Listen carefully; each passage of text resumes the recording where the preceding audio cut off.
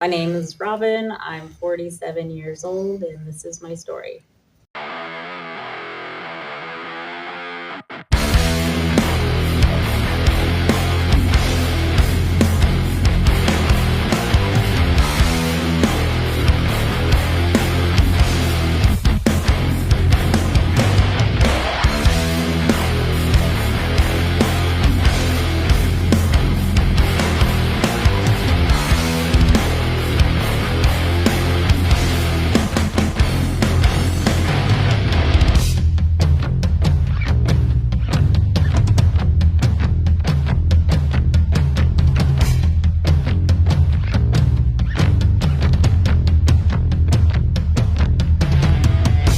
I was born in California.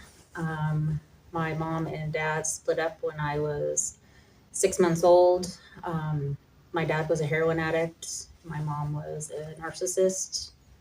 My dad caught her at the racetrack with another man, and so she forever hated him, and that was taken out on me. Both my parents remarried. Um, I lived with my mother and my stepfather, who was physically abusive. I only got to see my dad on weekends. And a lot of those weekends, I visited him in treatment facilities. Those were some of my greatest childhood memories um, because treatment facilities have games and everything's a party. So I never really saw it as a bad thing at that time. My home life with my mom was pretty miserable. My stepdad, he was very mean, and I had two brothers born. When the first one when I was 5, and the second one when I was 7, and I had to raise them pretty much by myself. Um, if they were home, I had to stay in my room. I wasn't allowed to talk.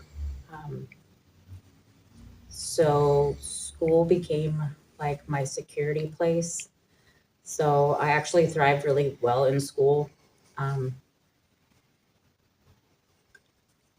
I skipped 2 grades, but that's the only place of normalcy I had. So I really clinged on to education. Um, when I was 12 years old, is when I legally was able to say where I wanted to live, and I couldn't get to my dad's fast enough. Even though my dad struggled with drugs, I received more love in that home. So my dad had moved to Washington, and I followed.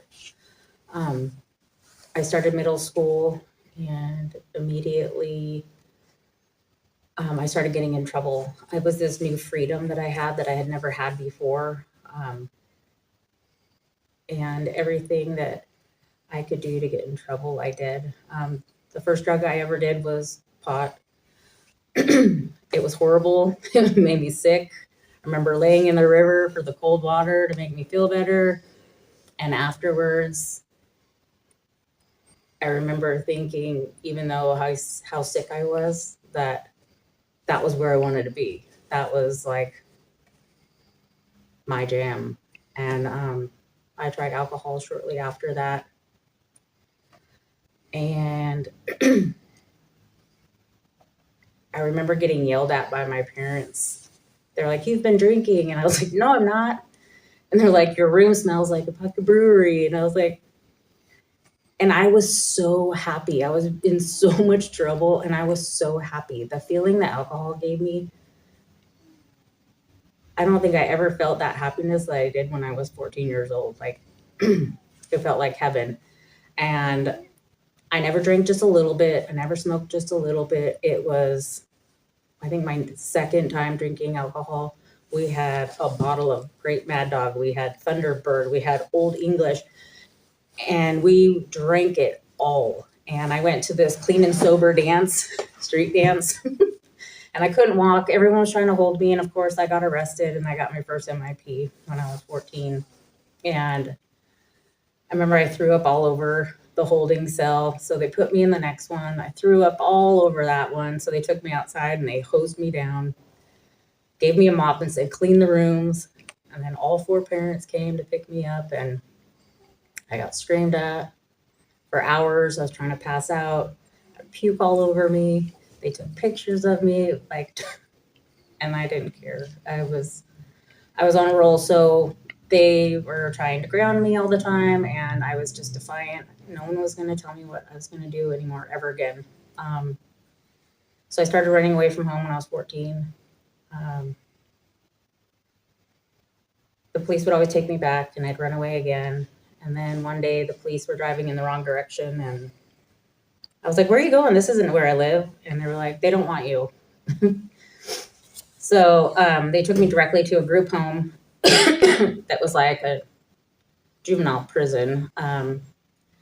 I broke out of a 2-story window, hurt my leg, and ran away from there. I was hiding out in the woods with a bunch of older people, still using and doing drugs, drinking.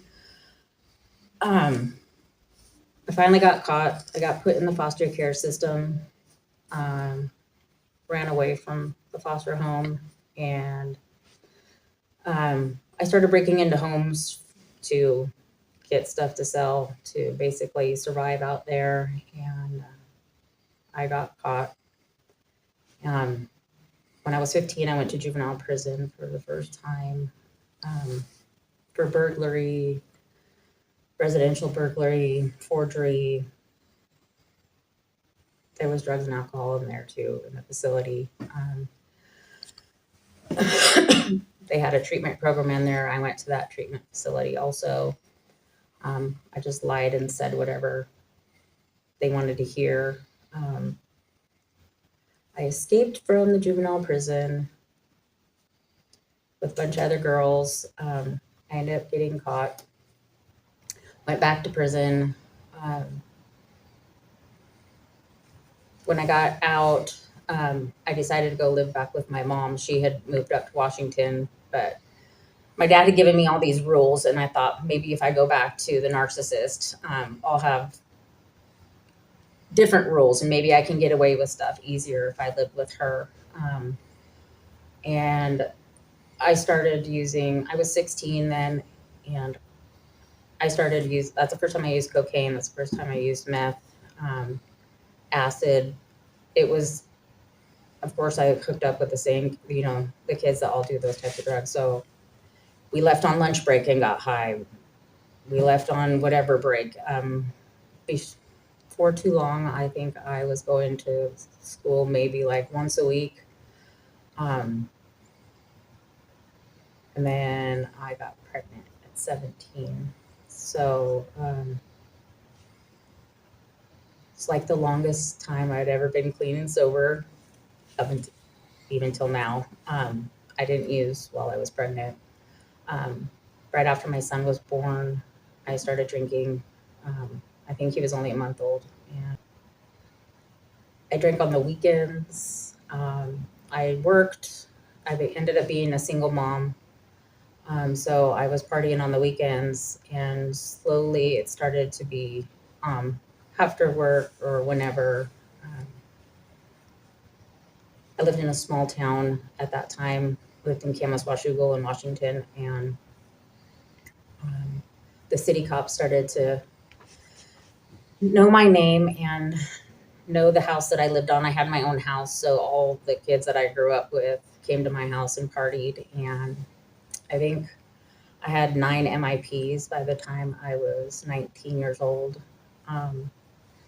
So the judge put me on antabuse, and I was going to prove them wrong. So I figured out if I drank the day after I took the antabuse, I'd be all right. If I drank it the day I took it, I felt a little sick. I got really hot, really red, but I didn't care. I was still going to drink. They weren't going to tell me I wasn't going to drink. At this time, my parents were starting to intervene. I was on probation, and my biological mom had called my probation officer. And at the time, I was so mad. It was like she was just telling him all these lies. How dare she? She was told him that I was drinking, which I said that was a lie. She told him I lost my job. She said some other things that weren't true, but all I could focus on, it was just she was lying and she was out to get me. And I had to go to court for a probation hearing, and I failed the breathalyzer at 9 o'clock in the morning at court. I blew like a .27. Um, I'm not drinking. You know what I mean? It was like I reeked of booze, and I hadn't been up the whole night. I was trying to tailor my alcohol use by smoking meth, and it didn't work. I went to jail for, I got 90 days. And in that time, my mom was letting me talk to my son. I thought everything was fine. When I got out, I'd be back with my son. And the day I got out, I got served with temporary custody papers. And she's like, nope, you can't even talk to him now. So I kind of lost it. I lost my mind at that time. The little bit of light that I had was just completely diminished. It was like a breaking point for me. I moved to Arizona on a whim. I got in my car and I drove to Arizona with someone else and with a guy. My addiction progressed. I was in like full blackouts at that time. I don't even remember half the things I did while I was there. I ended up in the hospital with 25 stitches in my arm from just being crazy while I was drunk. I decided that it would be really cool if I would run drugs from Mexico to Arizona because it's really good money. So, I was just a girl that sat on the side that looked like a couple, and I was just there to look pretty, and I get money. And eventually I got caught, and U.S. Marshals picked me up and took me straight to federal prison. I was there for 6 months. So this is my second longest period of being clean and sober. There was some stuff in there. I don't remember how long I had in there, but there was a month or two where that went by that I didn't use drugs and alcohol. Thought I was never going to get out. I eventually got a bail hearing and got out on bail. I continued doing what I was doing before. They say you're not supposed to drink or do drugs and all these things, but I didn't care. And a few months later, they called and said that the charges had been dropped. And so I ended up back in the hospital. And at this time, a friend from home had called my dad and said, I know you don't like me, but your daughter needs you. And when I was in the hospital, I got a phone call from my dad. And he's like, come home, go to treatment, get your son back. And at that time, I thought, I just need a little break. So I came home, went to inpatient treatment.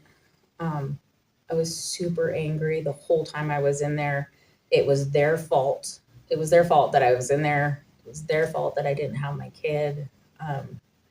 I had no intention of staying clean and sober at all. I got the 30-day mark. I got out,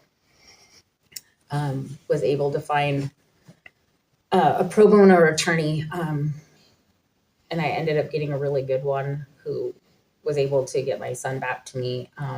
And in that process, I was drinking. My parents tried hiring private investigators to try and follow me to catch me, and I thought I was so sneaky. But ultimately, all those things didn't matter to me. Drinking and using did. It's weird how now that I'm older, I can really see how bad my addiction was and how much it had taken over, like my reasoning and all the things that mattered to me. I got my son back full time. I'd put him to bed and I would go out to the bars all night long. He was only like 5 years old. And I did that for years.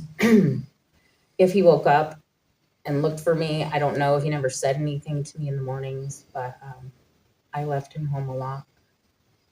after, I think when he was 11, I got addicted to pain pills.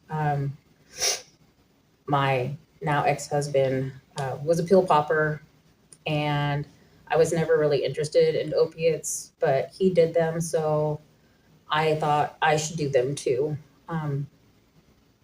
So I started going to the doctors and getting prescriptions for him, and I started taking them. And eventually, Vicodins led to Percocets, led to Oxycontin.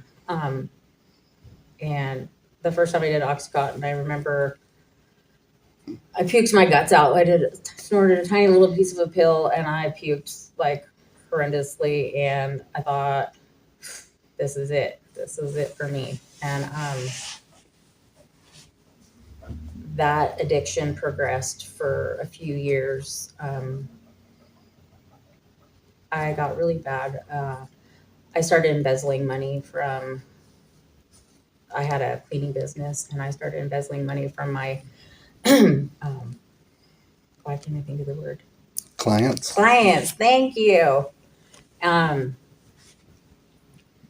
I started to slip up, and I knew that I was going to get in trouble. So I knew I didn't want to go through being sick. So I went to a methadone clinic, and I remember the day I went to the methadone clinic, they were like, we're going to put you on 200 milligrams and you're going to be on this for life. And I was like, what are you talking about? I was like, I've only been taking pills for a few years. Why would I be on methadone for life? I was like, whatever, just give me the methadone. And I still used pills the whole time I was on methadone. I was using cocaine at that time. I was taking Valium at that time. The methadone clinic used to flag my chart, and they were like, we don't even know how you're walking in here alive. And I was like, what are you talking about? My levels should be going down. It's the stupidest thing. I don't know why people say that. But my criminal activity caught up to me, and the sheriff showed up at my door, and I got thrown in jail. And in Clark County, they don't assist you with withdrawal. So I laid in the drunk tank for a few days. They checked my blood pressure every once in a while, but I remember thinking that I was going to die. I ended up going to prison. I spent 3.5 years there on a 5-year sentence. And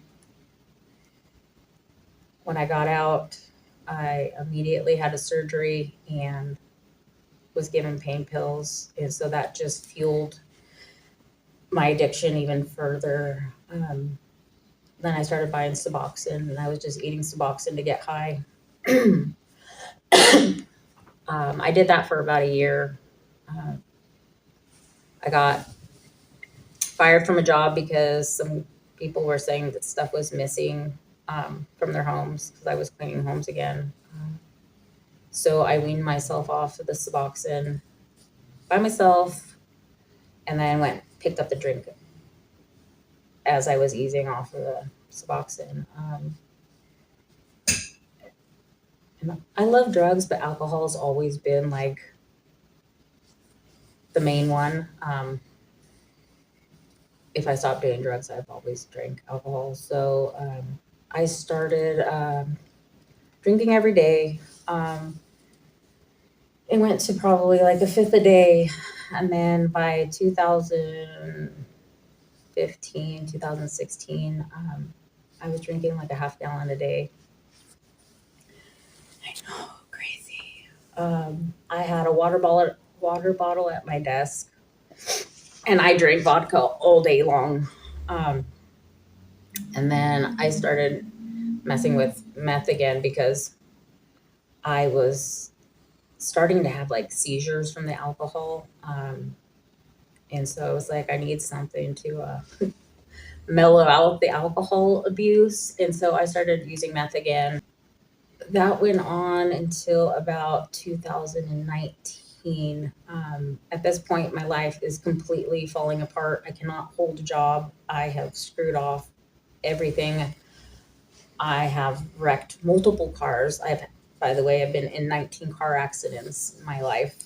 I've been through windshields of cars. I've rolled cars. I've rode a guardrail down the whole grade in Rock Creek in Goldendale, and don't know how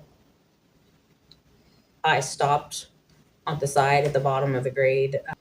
I grew up in recovery because of my dad. I knew about the 12 steps. I knew what you had to do to get clean and sober, but I resented it because of my dad. I was tired of people telling me, you need to go to meetings, you need to do this, you need to do that. I didn't want anybody to tell me what to do. And I just wanted to be able to control my drinking and my drug use. If only I could get it under control. If I can stop drinking a half gallon a day, and if I can keep it to a fifth a day, then my shakes aren't so bad. So like all these things, I just wasn't willing to give it up. I ended up in the hospital on a breathing tube for 5 days. When I woke up, my dad was there and he told me to come home. He told me I needed help. I pretended that I wanted to get help.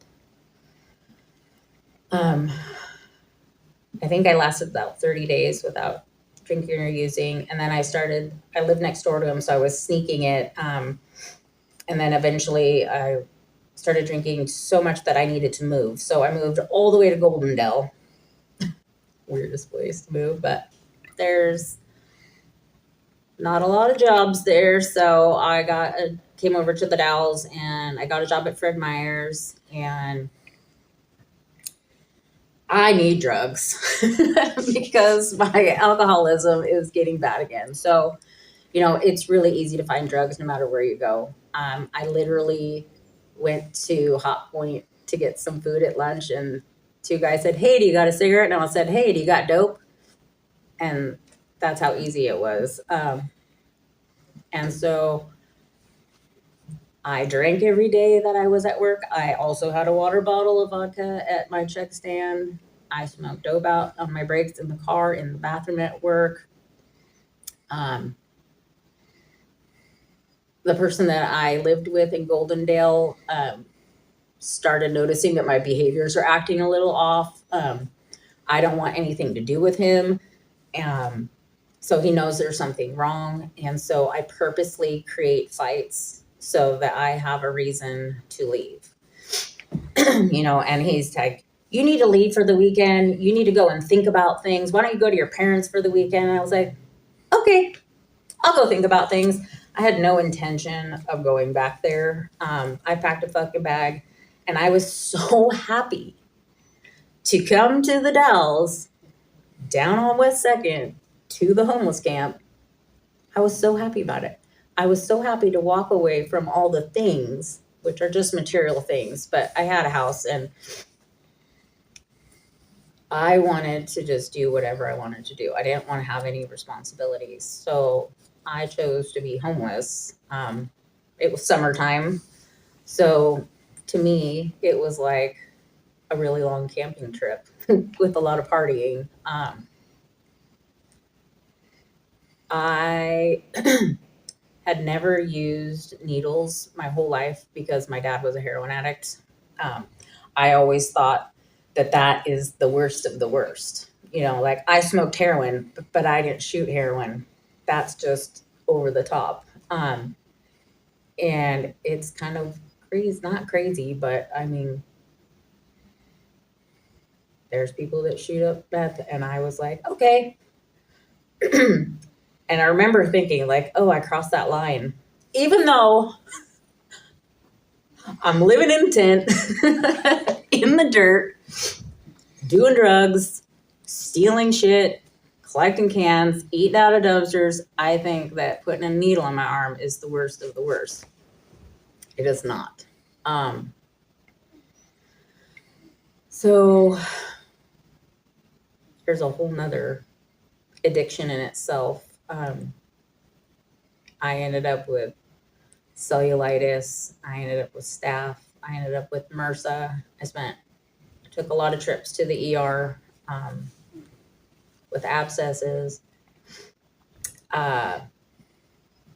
One time I shot bad dope, and I knew it was bad dope from my infection. But when I got out of the hospital, I shot the same dope. I didn't care. My son is completely disgusted with me. He sends messages every once in a while, like, my daughter needs her grandma. What the F is wrong with you? I don't respond. My parents check in, make sure I'm alive. I say yes, and I just leave it at that. And honestly, like a year ago, I wasn't 100% wanting to be clean and sober. My situation sucked again, and I needed a break. I needed a change. I needed to recoup what I had lost. That was my real intention. I knew that I needed to come to recovery meetings. I know that I needed to do all these things that have been suggested to me my whole life from, when I was a child. I didn't want to do it. And I went to recovery meetings angry, and I just didn't want a part of it. But I came every day. Every single day I sat in the rooms, and I did not believe in God. That was never a part of my life, ever. My parents did not go to church. My parents did not believe in God. So I had a hard time finding something bigger than myself. I had a hard time finding a higher power. But that is ultimately what changed my original position on just needing a timeout. I look at the people down on like West 2nd Street now. A lot of times I avoid even driving on that side of the town because I still get that weird flutter in your stomach. Like right before you do dope. It's like that gay butterfly feeling or scared kind of butterfly feeling. I still get that.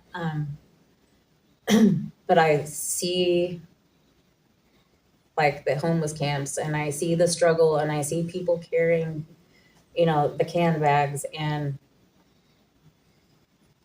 I don't want to go back there. It took me a long time to feel comfortable in my skin, but I found, a new way in the program. I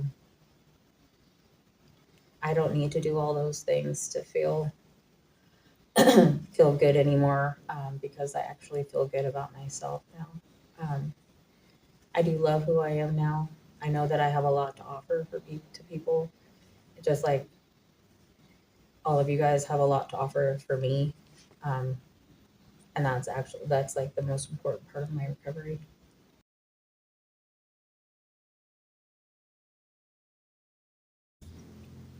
I was angry because I didn't want to get clean and sober.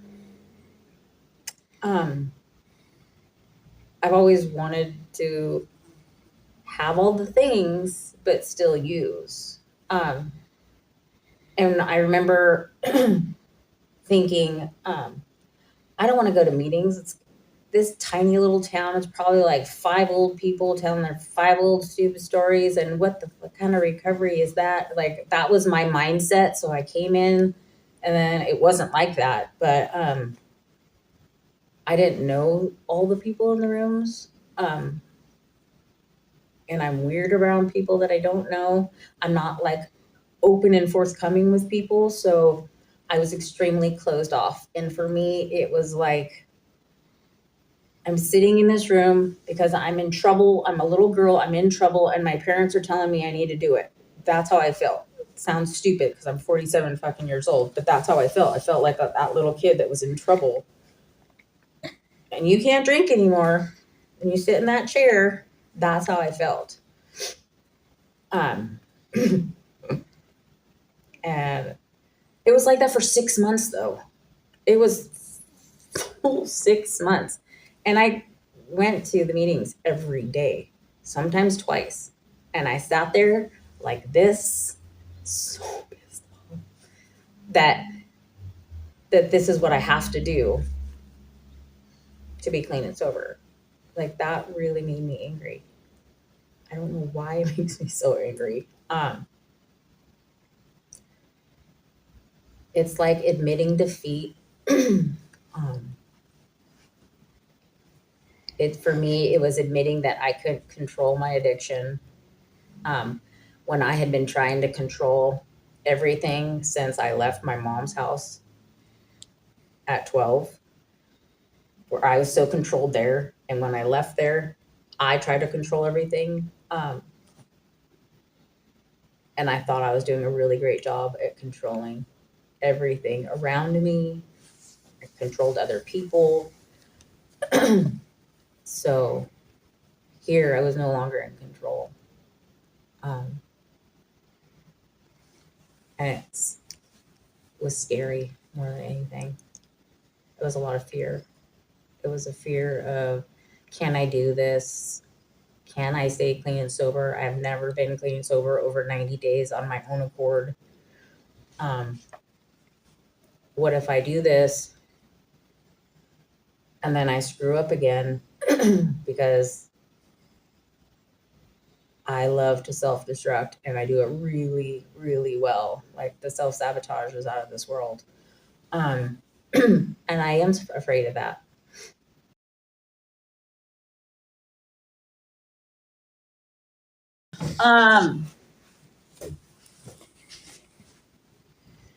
It wasn't a certain day. It was after I started working the steps. I started praying, and I started turning things over to God like they suggest for me to do. And I started doing this, and I started getting these little God shots, of, they say that someone said on something the other day about, there's a story of a guy, and this giant flood comes in, and he's up on this roof, and a boat comes by with these people, and he's like, no, I'll be fine. God will save me. And then a helicopter comes by, and he's like, no, it's fine. My God has me. And then he's swept away, and he dies, and he goes up to heaven, and he's like, God, I do everything that you tell me to do. Why didn't you help me? He goes, I did. I sent you people. I sent you a boat. I sent you a helicopter. So I feel like we miss the signs all the time. And all of a sudden I became open to the signs, and I started seeing little things that made sense.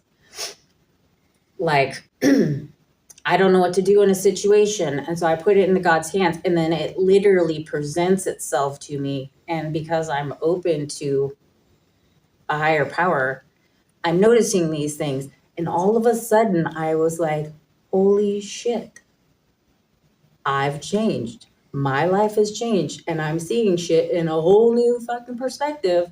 And that's scary too, by the way, and then I'm afraid, like, do I just have faith in this all the time?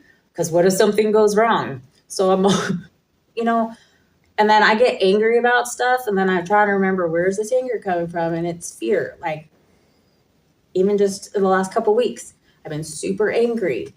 And I watch a lot of people struggle in the rooms, or bad things happen. And I haven't had anything bad happen in this year that I've been clean and sober.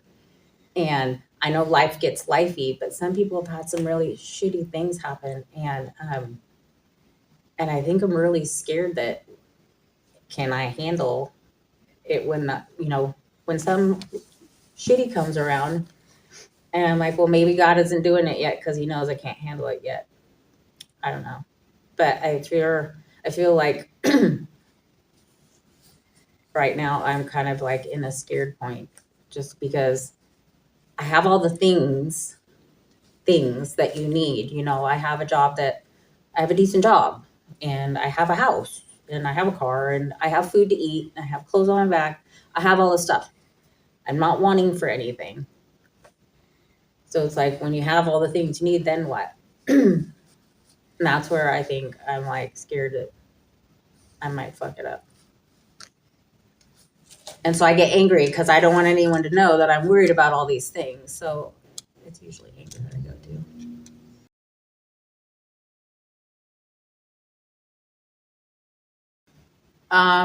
Like internal, if like right now I'm super overwhelmed and that is a trigger for me. Um, I always will put too much shit on my plate and I have a tendency to try and be an overachiever. Um, and then I say fuck it. And I start to if I start to isolate the or like if I'm not coming out and talking to my friends and stuff, it's a trigger. The summertime is always a trigger because I always think it's gonna be an everlasting camping trip. People, places, and things. I still avoid, like if I'm in a store and I see someone that is still an active addiction, I turn the other way. I don't even have. It still makes me nervous. And like I had said the other day to Brandon, I said, a year is not that long. It really is not that long. And just because I made it a year doesn't mean I'm in the safe zone. I think this is like a real precarious time, actually. But my disease is always clawing at the back of my brain. Always.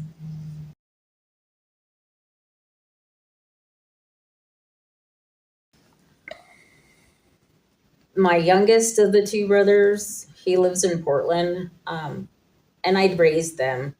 And I don't know if it's because he's the younger of the two. He's never shunned me. Um, and I know he knew something was wrong with me when I stayed at his house for the weekend. You know, with wearing long sleeves and it's hot outside. And I'm sure I did not look as good as I thought I looked. But he's never shunned me. My parents, uh, they disowned me a lot of times throughout the years. And then at some point, I think they decided that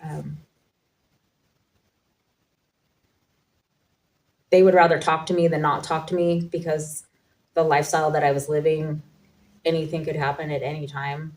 So like they always try to reach out and they're like, please just, message us once a week and let us know you're okay or whatever. And I hated doing it. But before they would just been like, you're on your own, don't talk to us or whatever when I was younger. I made my amends to my parents, but I'm my dad's only child and my stepmom's been my stepmom since I was one. So she's my mom. Um, I've made my amends to them. Uh, I feel like it's never enough though of all the crap I put them through. My son, I always say he's a mama's boy, but I know that there's still hurt there. Now that he has his own family, he talks to me. I mean, I have to text him because otherwise weeks will go by. And I see him a couple times a year. I should make it more, but I hurt him the most, and I don't know how to, if I could ever make it right. Um, I One of the reasons motivators to stay clean and sober though. Um, I have a grandchild, and I don't want to pretend like I'm doing good when I'm not. I don't want to do that anymore. I like being able to be honest with my family. Before I made up all these stupid lies for that didn't even need to be made. Like I was living here. My parents thought I lived in Yakima, in an Oxford house, working at Winco, and I was in a tent. That's pretty bad. um, I'm grateful that I have a small family and that they love me.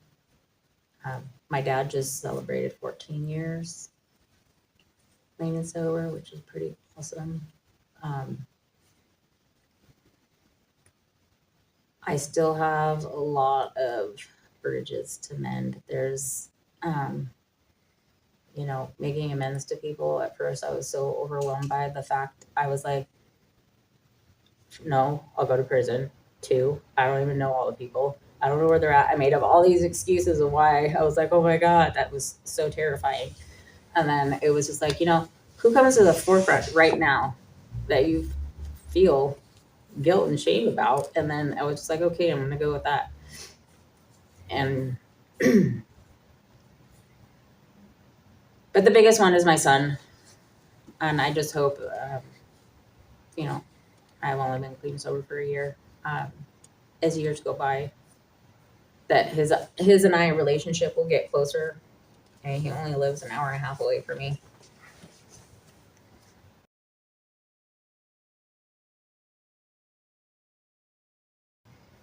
Well, I think I was predisposed to have a drug addiction because my dad had a drug addiction. Um, there's people that believed in God fully, went to church growing up, and were like devout Christians and drug, did drugs and alcohol. So I don't really think that. I think um, we're spiritually bankrupt when we're using and trying to find that cord to connect it back is what the program is about, honestly.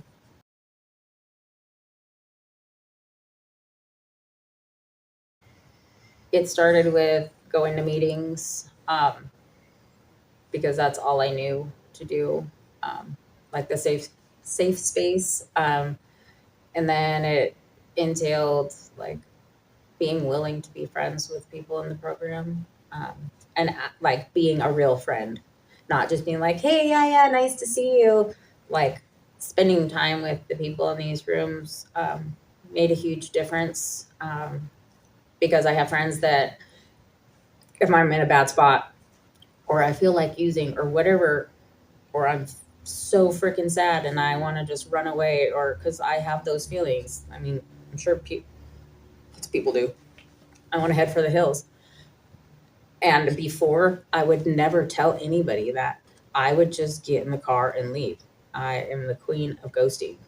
And this is actually, I've never lived somewhere longer than a year.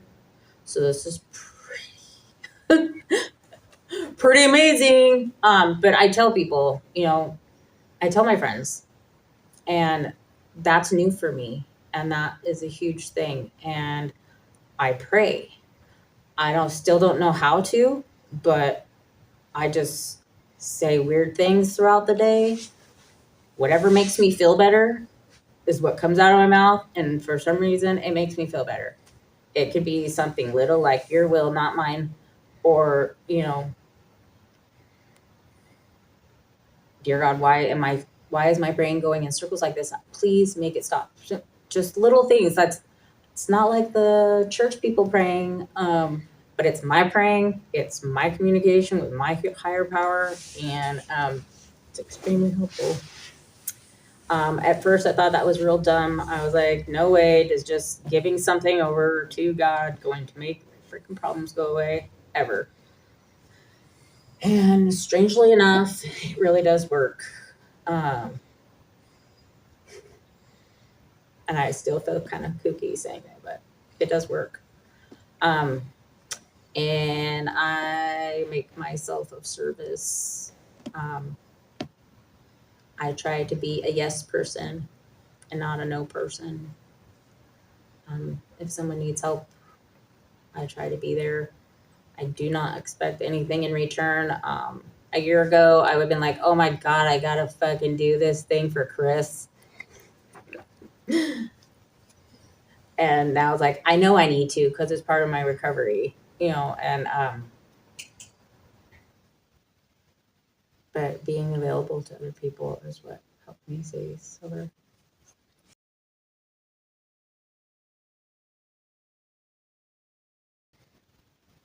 Mm, everybody has their own journey to take. It's not mine to tell you when to stop, but there's always room for you here to get things over.